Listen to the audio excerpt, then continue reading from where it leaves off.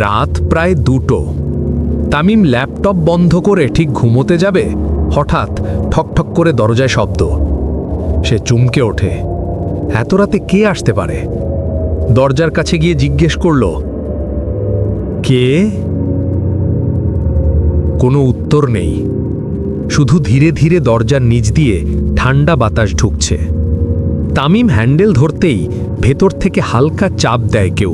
দরজা কেঁপে ওঠে, তার বুক ধড়ফড় করছে। সে সাহস করে দরজাটা টেনে খুলল। বাইরে কেউ নেই, শুধু ফাঁকা সিঁড়ি ঘর।